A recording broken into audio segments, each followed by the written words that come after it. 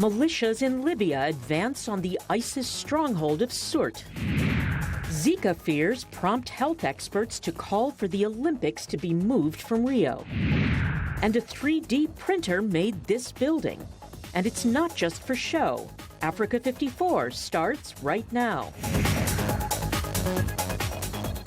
Good evening and welcome. I'm Vincent Makori. This is Africa 54.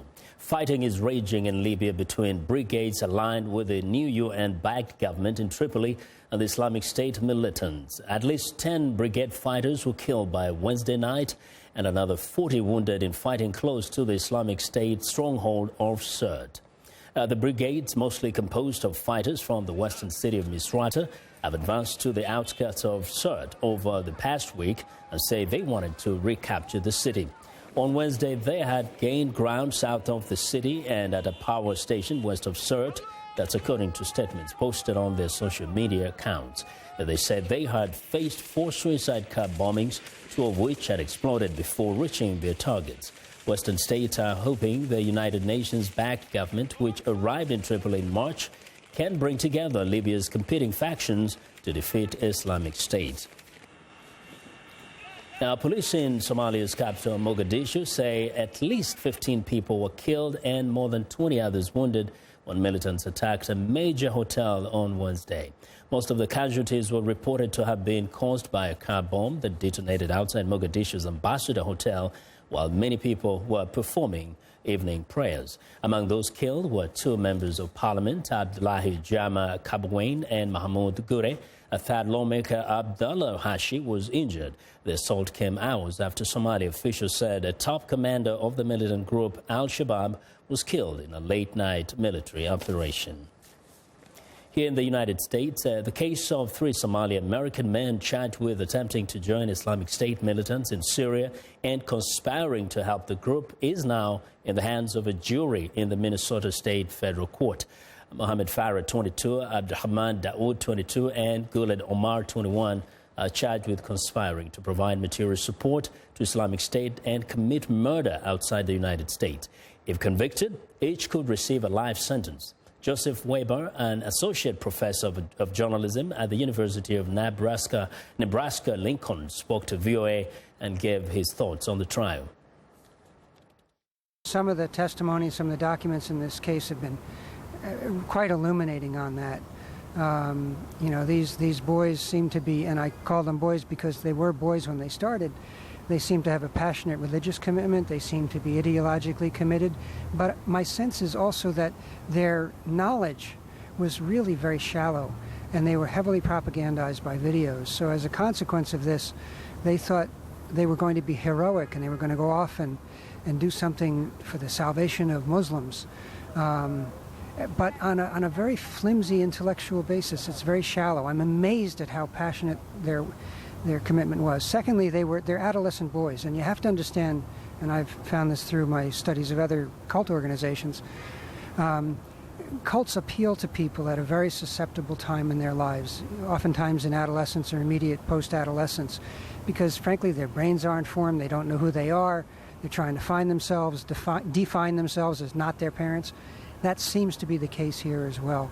I've been talking to some people involved in the case who say these guys were looking at lives of not a great deal of accomplishment. The idea of joining ISIS to them seemed like a heroic mission. It is naive, it is stupid, it is foreign to us as Americans, but you can kind of understand it if you look at it as an adolescent phenomenon. The other thing that's kind of interesting is, and I need to develop this more, but I'm troubled by the racial component in this case. All the defendants in this case are Somali, and all the defendants are black. They all seem to be from modest or very poor circumstances, not a lot of really successful jobs and so on facing them. I'm troubled by their perhaps isolation. That may be contributing to this. We've seen this phenomenon with some of the terrorists in the suburbs of Paris, where it's a much worse problem. I'm troubled by the idea that possibly here in the U.S. we're seeing a repeat of that phenomenon. Many people have a question, the jury, which are all white, Have you noticed that? How can you not notice it? I mean, I'm frankly a little mystified, and I wasn't here for jury selection, but I'm mystified here that the defense counsel did not press for a more integrated and diverse jury. You know, it's very possible that this jury can render a fair and impartial and just verdict. I wouldn't question that, but I do think that it would probably behoove everybody if it was a more diverse group. It's a little troubling.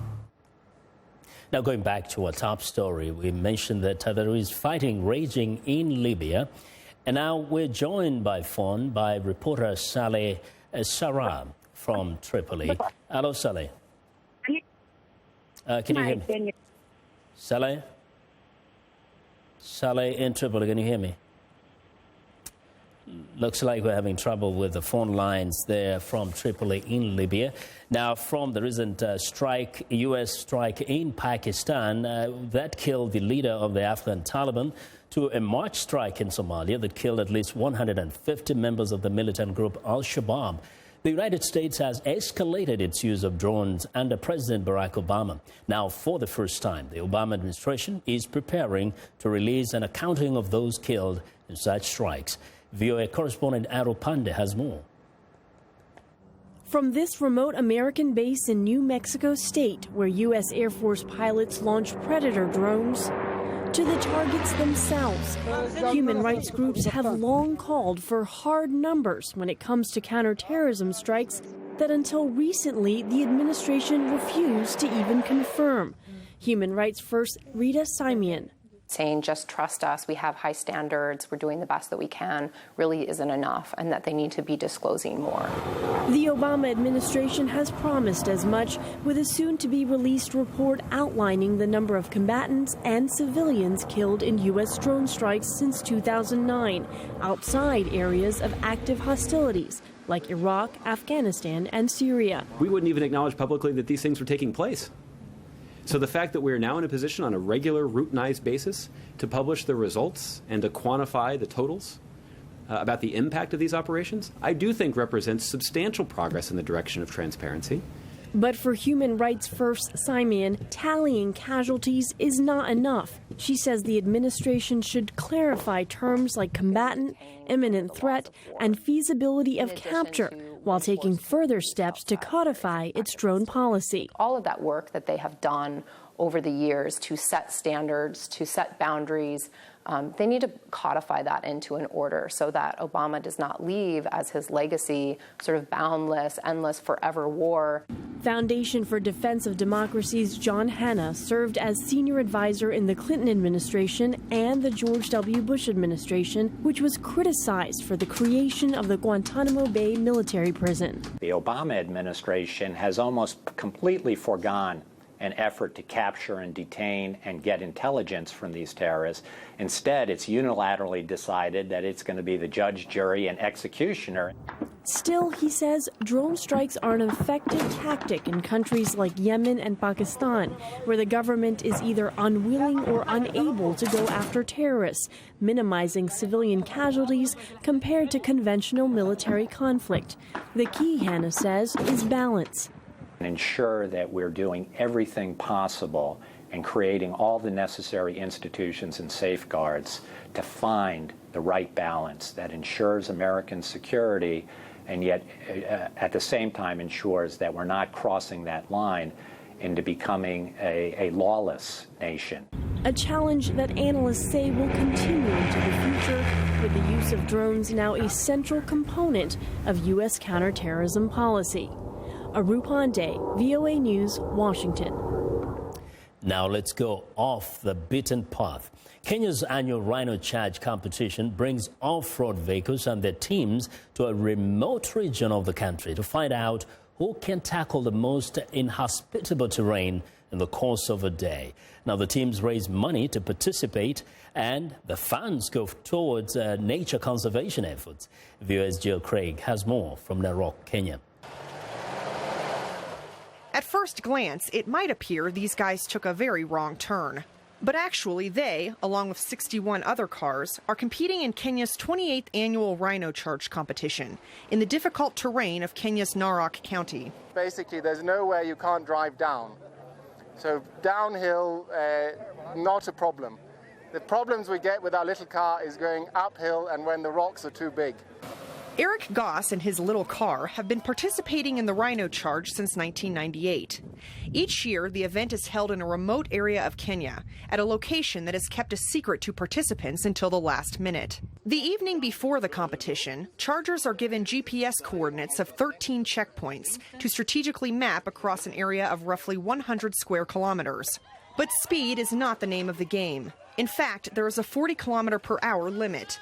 Chargers must instead reach as many checkpoints as possible in 10 hours, using the shortest distance, meaning that technical skill and luck are required in surmounting rocks, rivers, mud, and bush. The event began in 1989 through the Rhino Ark Charitable Trust to raise money for the conservation of the Aberdares mountain ecosystem, later expanding to help Mount Kenya and the Mau Forest Complex. Every team must raise a minimum of about $10,000 to participate. This year, Rhino Ark raised a record-breaking amount of close to $1.4 million for conservation efforts, as well as about $44,000 for the local community. And winners do not receive prize money. While conservation is the primary reason competitors and organizers give for participating, there's another reason for the event's success. It's a big, big thing for these guys, and there's many, many a night spent at bars around Kenya, guys talking about where they went wrong and the guy who won saying how he was so good. And it's not just the guys. Teresa Sapieha is the driver of Girls and Pearls, an all-women's team. She has been charging since 1994 in a now 60-year-old Land Rover. She says Rhino Charge is a challenge, it's for a good cause, and she's seen some amazing Kenyan landscapes. It's just become the weekend of the year. For some of the spectators at the Gauntlet, known as the most difficult section of the charge, they couldn't agree more. I think it's great, honestly. If I had the time, I would do it. I would also do it. As for the Danish team, they reached 10 out of the 13 checkpoints and came in 27th place overall. And they're already looking forward to next year. Jill Craig, VOA News, Narok, Kenya. Now, once more, going back to Libya, where the security situation there is a little dicey with the ongoing fighting. We want to connect with reporter Saleh Sarar. How are you, Saleh? Can you hear me? Oh, fine. How about you? How is everything? Okay, over here. Now, tell us about this fighting. The different groups claim that they are gaining a lot of ground against the ISIS. What do you know?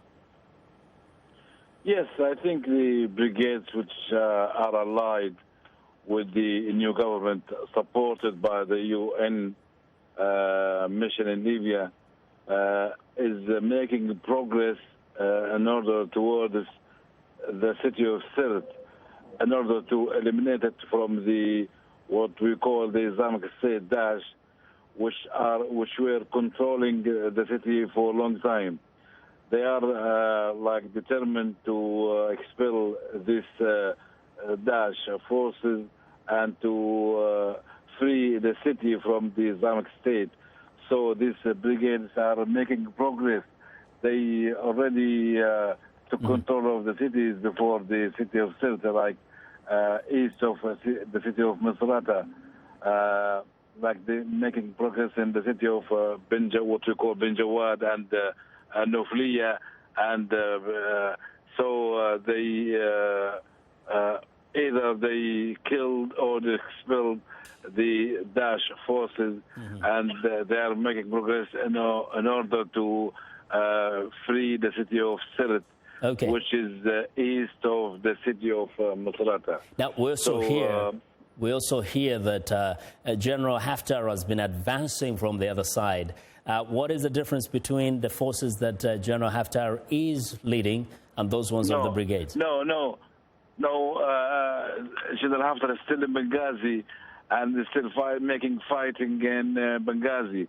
But toward the Sirte is the forces mainly from the city of Misrata, which is west of Tripoli, and the allied forces with Misrata from different cities in the west, like the forces that are coming from the different cities in the west. So mainly the city of Masrata and the brigades from there, they are going towards east to to free the city of Sirte. Okay. Mainly the brigades from Masrata. Yes, very quickly, how is the state of security for the civilians, for the citizens in some of those areas? Yeah, the cities of the citizens and these cities, they mostly they left the cities. They went to the city of Masrata, or they went to the cities in the south. They took refuge in these cities in order to protect themselves from the fighting and to protect themselves from that. Okay. So thank you. No citizens in the cities right now. Okay. Well, Saleh, thank you very much for your reporting. That's Saleh Sarrar reporting by phone from Tripoli in Libya. Well, now we want to know what you think about Africa 54. During the conversation on Facebook, the address is Africa54. Check out our headlines 24/7 on voaafrica.com. Find me on Twitter at VOA Vincent Makori. Coming up, as the Zika virus spreads, could the Rio Olympics be in jeopardy? Stay with us.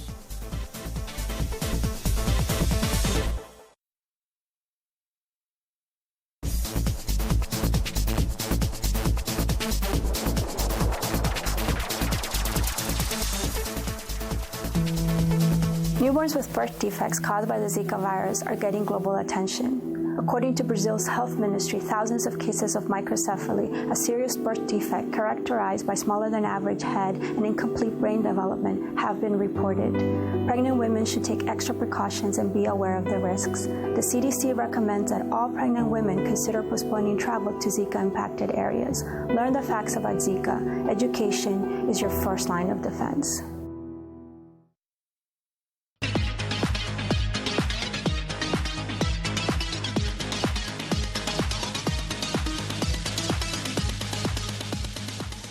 Well, joining us now is Africa 54 health correspondent Lino Mudu. Well, Lino, it looks like there's no consensus as far as Zika virus is concerned and the upcoming Olympics, right?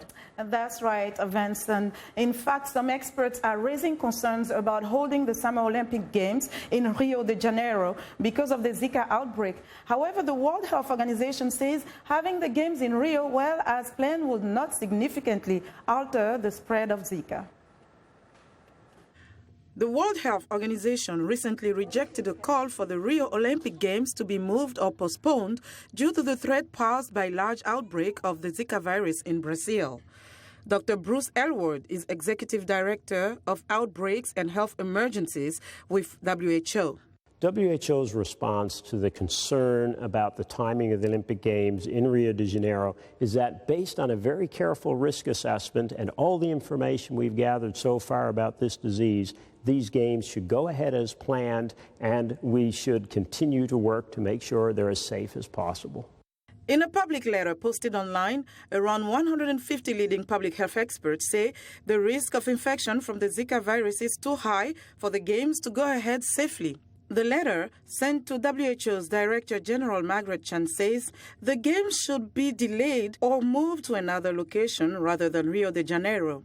Dr. Anthony Fauci, director of the U.S. National Institute of Allergy and Infectious Diseases, says athletes should focus on evidence, not on rumor. Athletes and their families have to make a decision based on the evidence. Evaluate what the real evidence is, not what rumor is, not what conjecture is. And the risks are that it's a relatively mild infection.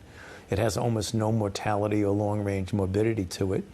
If you're not a pregnant woman, the dire consequences of this are really that they don't exist. Zika infection in pregnant women has been shown to be a cause of the birth defect microcephaly, a typical rare birth defect marked by unusually small head size, which often indicates poor brain development. Zika can also give adults the paralyzing Guillain-Barré syndrome. The World Health Organization advises that pregnant women should not travel to areas with Zika virus transmission. People should practice safer sex or abstain for at least 8 weeks. if they are returning from Zika-affected areas and don't present Zika disease symptoms. So these are for asymptomatic people, at least 8 weeks. This goes for men and women. Zika is carried by mosquitoes, which transmit the virus to humans. The Zika outbreak is affecting large parts of Latin America and the Caribbean, with Brazil the hardest hit. The Rio Olympics is due to run from August 5th to 21. Joining us via Skype from New York City is Professor Lee Eagle, Clinical Associate Professor at Teach Institute and Co-Director for Sports and Society with New York University School of Professional Studies. Professor Eagle, welcome to the show. Thank you. It's good to be with you. You are one of the authors of this letter that was written and sent to Margaret Chan and posted online. Can you explain to us the scope of the problem as the signatories of the letter understand with this issue with Zika and Olympics? Well, the problem is certainly with Zika as a virus, but beyond that is the context of Zika as a virus in Rio de Janeiro and around Brazil. What I mean by that is we can go back and forth about whether we think Zika is a severe virus, if it has long-term impact, or it's shorter term, how good it feels, how bad it feels. But here's the issue in terms of time and place. We're talking about a virus outbreak in a region, in a location, where there's already some significant turmoil and turbulence in the economy, in the politics, in the society. And then we're talking about adding a sports mega event to that mix. And the issue then becomes one of resources. Where do you put human resources? Where do you put financial resources? In the present, in the future? How does this whole thing become managed effectively? So when you look at the fact that the WHO is saying that the event will not significantly alter the spread of the virus, then WHO is the institution that really oversees what is happening with regards to public health globally. So how do you react? I mean, WHO is responsible to ensuring that people are safe. So why would they say there is not a problem there? Yes, well, World Health Organization hasn't said that there isn't a problem. What World Health Organization said is that the problem is not as severe as we've indicated in the letter. And again, in the letter, we point to what I believe is a good deal of context to this virus outbreak, that it's not just about what we're seeing clinically in terms of a virus outbreak, but that it's about what is going on the ground in Rio, economically, politically, socially, and then the consideration of what happens when there's a festival like an Olympic Games. So quickly, what are the recommendations from the experts that signed the letter?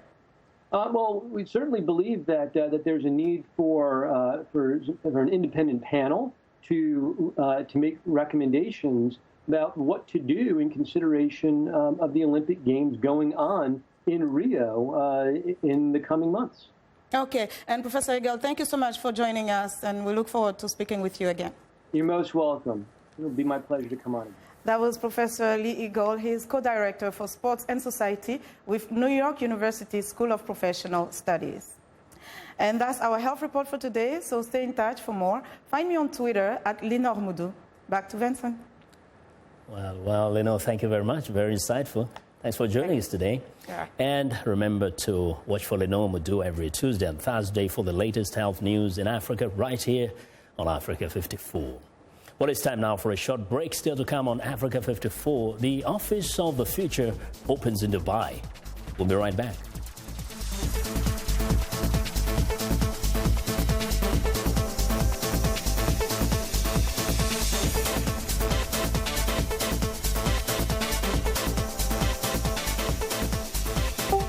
Facebook, Twitter, Instagram. They tell you what people are talking about. So for an in-depth look at the stories trending high on social media, turn to #VOA. It's not your typical talk show. From politics to pop culture, #VOA brings in the people leading the conversation, engages the audience, and gets answers to your questions. Hashtag VOA. Smart talk for smart people.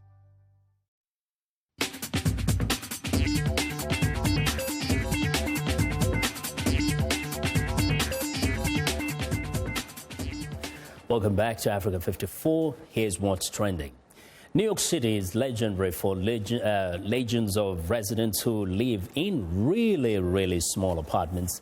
With the population and rents expected to keep climbing, city planners are challenging architects to design ways to make it tolerable, even comfortable, to live in dwellings from 350 square feet to as small as 250 square feet. Now, the city wants to incorporate those designs into an apartment complex to be built on Manhattan's east side next year, featuring mostly micro units. The aim is to offer tiny apartments as affordable options in the most expensive real estate market in the U.S. Smaller living is a concept already endorsed by cities around the world, including San Francisco, Tokyo, and Hong Kong.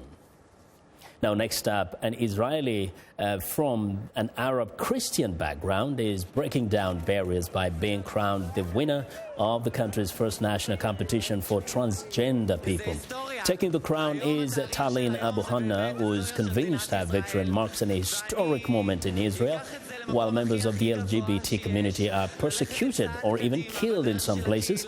Tel Aviv stands in sharp contrast to most other places in the Middle East. Gay people openly serve in Israel's military, and there is at least one openly transgender soldier.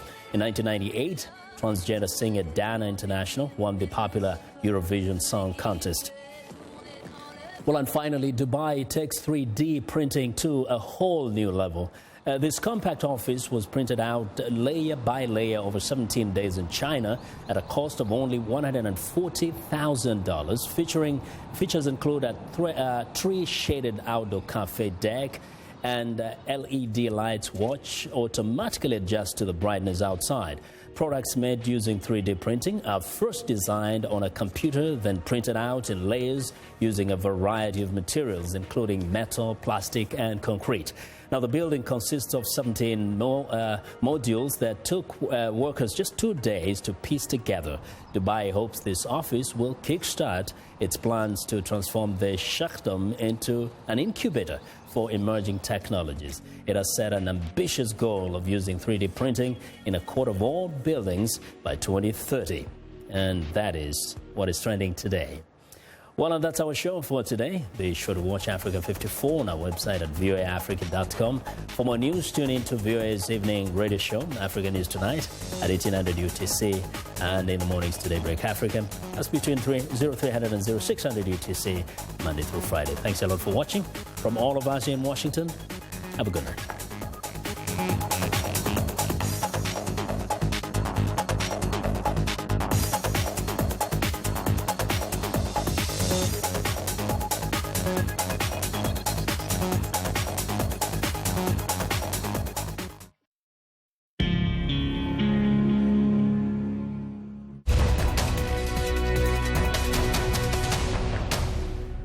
Welcome to the Voice of America's News Words. This word is taken from a story about a recent climate deal reached between the U.S. and China. Significant. Chinese smokestacks put out more carbon dioxide than any other countries, more even than the world's largest economy, the United States. So Wednesday's announcement by U.S. President Barack Obama and Chinese President Xi Jinping was significant, says Duke University climate policy expert Tim Profeta. When you say something is significant, you mean it is important. Something significant is special and worth noting. Now, the next time you hear significant, you will know what this news word means.